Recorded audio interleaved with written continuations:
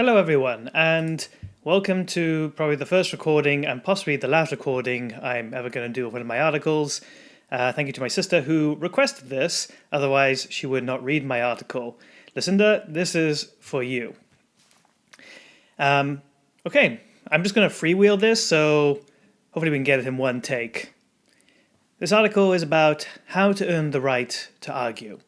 Arguments should aim to inspire a change of perspective. So, today, I am excited to announce a machine that will help you win arguments. It's called, unimaginatively, the Argumentative Theory Machine, or AMT for short, or ATM I should say. The ATM has three components: a database of typical argumentation moves, an expert system for identifying and responding to these moves, and an automated feedback mechanism to improve your ability to argue well. Convincing your parents that coronavirus is not a hoax, persuading kids to study on Zoom, navigating politics at work, it can now all be debated at the touch of a button. But no matter how compelling our device is, this argument device, there is still no guarantee you will actually achieve the desired outcome of an argument, which is to achieve a change of mind. So, with the exception, probably of genuine injustice, where I believe your view needs to be unconditionally stated, aiming to outright win an argument is probably not the best outcome you want. Winning itself is a destructive exercise. I actually argue it is more likely to be counterproductive to your goals of persuasion. So, there's some philosophers who've thought a lot more about this than I have, and one of them was Friedrich Nietzsche, who would say that rather than testing the limits of people's integrity, argument should be more about an exercise in helping us become our most authentic selves. But, sometimes that may not be a good thing, right? Because even if you make a compelling contention in your argument, but deliver with the grace of a sledgehammer, it only reveals something something authentic about ourselves to other people, which is probably that we're jerks. In this circumstance, you really don't have the right to argue. Even if others agreed with your points, the experience they needed to endure to receive those points risks the rejection of those points entirely. The exchange you had was far too personal. It was not about objectivity, but became more subjective. And in the end, everyone loses. So, people care more about identity than your argument. The psychologist Jeffrey Cohen once showed that Democratic voters, in the United States, Democratic voters supported Republican proposals when they believed they were attributed to fellow Democrats. And similarly, Republicans responded better when they thought the message came from Republicans. The conclusion: tribalistic thinking is alive and well. Having the right to argue starts by understanding one vital thing, that no matter how indisputable your reasoning, there is no guarantee it will be well accepted. Every person has access to reasons that support one stance or another, but usually none against their own views. If someone doesn't perceive that your point lines up with their norms and values, it can feel like an attack on their identity. This thinking is only exacerbated by the abundance of opinions we get exposed to every day. In our attempt to combat outrage fatigue, a simplified reasoning system like tribalism makes a lot of sense. It's easier to devolve a conversation to "you're just wrong," rather than seeking ways to work together. Unfortunately, this means that if you want your words to actually carry any weight, especially in an argument, you need to design a better argument experience. Now, to start going about designing this better argument experience, there's something we really need to understand, is that arguments are really won in our quietest moments. In fact, trying to win an argument in the moment when you're in a heated debate is actually a very dangerous distraction. Arguments are usually won somewhere between usually brushing teeth or washing dishes. It's usually in those quiet moments where our minds have had time to rest and really think about an idea. Our subconscious after the debate will continue to argue for us, hours or even months later. The goal should be therefore, with an argument, satisfaction, not compromise. And what I mean to say is that it does not end with one side winning or losing, but instead with both sides feeling that they have been heard. Your aim should be encouraging a change of perspective, rather than forcing an acceptance of yours upon the other person. So, some things that can help us as well during an argument is asking the question, are you actually having the same argument as the other person? So when a debate starts to go off course, it's worth double checking that if everyone actually is talking about the same thing. I mean, pay attention to the tone and language used, and take that time to actually ask, especially if you think things don't seem to make sense, is exactly what they mean by a certain term. People can have drastically different interpretations of the same terms. And if not caught early, you can easily imagine how misunderstandings can form and lead to a situation where there's no possible resolution because actually you're both having different arguments. The conclusion is try and stop and think if you actually are using terms in the same way. The other thing to think about when having an argument, or at least designing the better experience around the argument, is listening for trigger words. Now, they're just some words that really aggravate us.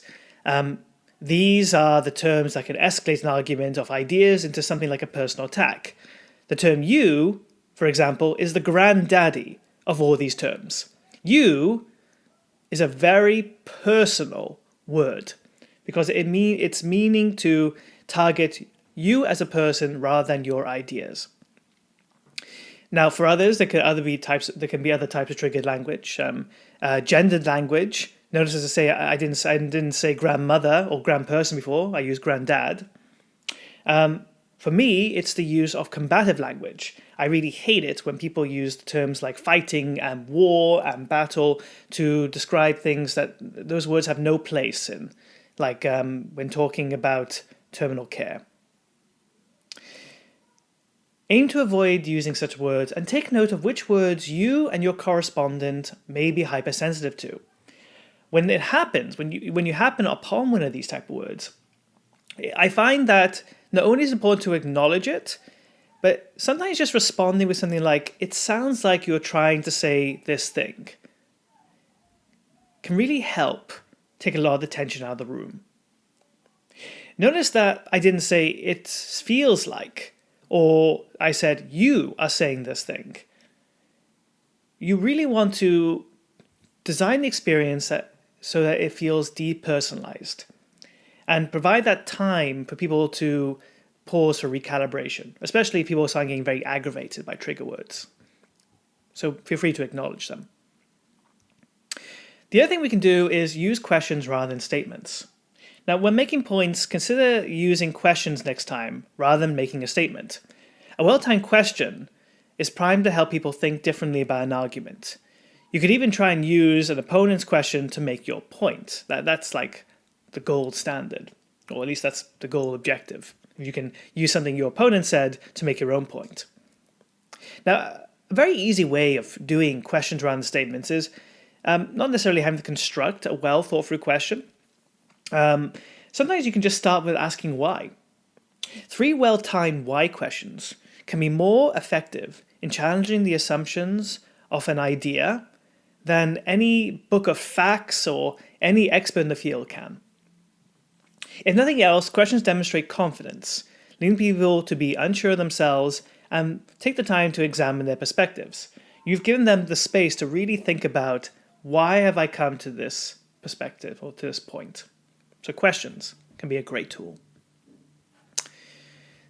The other thing we can do is make your opponent's argument better than they can. So what do I mean by this? Well, not only are you trying to make your point, but while you're having a debate with someone, try and think about how you can make the argument for them. This can feel like doing double the work. I mean, you've got your own argument to worry about, right? But it's very much the point, trying to think about how to make the other person's argument for them. Because doing so, or at least is part of where good arguments come from. Because trying to make someone else's argument forces us to try and see things from their perspective, which means that we need to construct a mental model to be able to do that. And in doing so, it actually should help us consider a broader range of views. And if truly you can make the other person's argument better than they can, then surely that should make your own argument stronger. If the answer is yes, and you can make your opponent's argument better than they can, I would argue that you've earned your right to argue. That's a lot of argues. After this, all that's really left to do is test the hypothesis by demonstrating to your partner this better argument. Now, when you do this, a few things will happen. The first thing is it will work out if you actually do mean the same thing, i.e. testing that you are using the same terms, and a point we covered earlier. Like if you've been able to make this argument, we assume we're speaking the same language, or at least the same understanding of the language we're using. It will establish whether you're actually having the same argument, and also demonstrates active listening, which is a great way of sort of demonstrating respect and trust with your debating partner. It shows that you really care about what they're saying, and you've internalized it. Most of the time, that's all people really want. They really just want to show that they've been heard. And if you have indeed been able to make their argument better than they can test it for you. They can listen to your perspective of their argument, and they'll be able to add to it or reconsider what they said based on it. The final main thing is sabotaging your own wins. Now, most people listening to this, I would hope that if you're losing an argument or things are going badly for you, you would lose gracefully and in conceding defeat. Now, we talk about losing gracefully quite a lot, but we don't actually talk about what to do, what happens when we win. Winning gracefully isn't something I hear very often, but it's really important. And it comes back to my initial point that winning is a distraction in an argument. In fact, let's say you clearly won the argument. You've made points that your friend should really not open that vape shop in the middle of town, and you've given your reasons that it's a potential public health nuisance, that people are moving away from vaping anyways. You've won. And maybe they know you've won. But it doesn't mean you've changed their mind. So winning, and especially ramming home that superior advantage of winning when your debating partner is feeling at their lowest point, is probably counterproductive. In these moments, it's probably a good idea to throw your partner a bone. Help them save some face. In this moment, you should really take that time to think about, rather than driving home how right you were, talk about how some of their points you actually agreed with, or how some of their other points actually adjusted your thinking. You're helping them save face. And conceding a win really achieves satisfaction, as we mentioned before, for everyone, and lets other people know that changing their mind is not a failure of their personal identity, and that in their argument, they actually made points you agreed with. So it's not a failure on their side, having lost the argument. So, in conclusion, arguments are very much a part of life, like the oxygen we breathe. Philosophers have argued that criticism itself is the engine of intellectual progress. What I hope this recording or this post gives you is the confidence to have more constructive arguments. We each have our own miniature models of the world, and the ideas we defend in argument should really be there to help us test the assumptions which populate those miniature models. That is why it's so important to earn the right to argue. We want others to feel safer having disagreements. We want ourselves to feel safer having disagreements. If a bad argument burns bridges, then a good one still allows us to walk across and see the view from the other side. You may get screwed every now and again, but the learning benefits are well worth it. And if you are lucky enough to know that your words carry the weight to influence others, remember this, that in the heat of the moment, your opponent achieved something you could not, a change of mind. Thank you for listening, and maybe I'll do another one of these sometime. Thanks.